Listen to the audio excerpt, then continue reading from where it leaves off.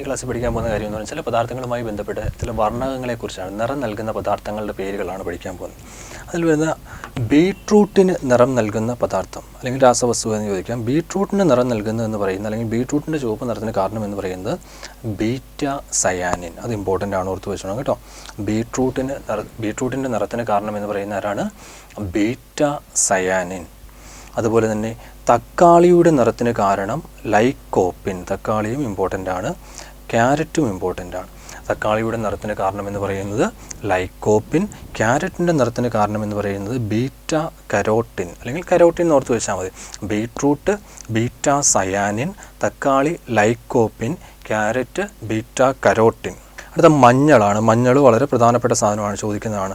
മഞ്ഞളിൻ്റെ മഞ്ഞ നിറത്തിന് കാരണം എന്ന് പറയുന്നത് കുർക്കുമിനാണ്. മഞ്ഞളിൻ്റെ മഞ്ഞ നിറത്തിന് കാരണമായ പദാർത്ഥം എന്ന് പറയുന്നതാണ് കുർക്കുമിൻ. ത്വക്കിന് നിറം നൽകുന്നതെന്ന് പറയുന്നത് മെലാനിനാണ്. ത്വക്കിന് നിറം നൽകുന്നത് എന്താണ്? മെലാനിൻ. ഇപ്പോൾ രോമത്തിന് നിറം നൽകുന്നത് പാവിലിയ. രോമത്തിന് നിറം നൽകുന്ന പദാർത്ഥം എന്ന് പറയുന്നതാണ് പാവിലിയ. മുടി എന്ന് പറയുന്നത് കെരാറ്റിൻ. മുടിക്ക് നിറം നൽകുന്നത് കെരാറ്റിൻ. മാംസ്യത്തിന് നിറം നൽകുന്നത് മയോഗ്ലോബിൻ.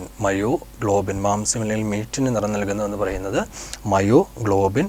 പാല് കേസിൻ, കുങ്കുമം ബിക്സിൻ.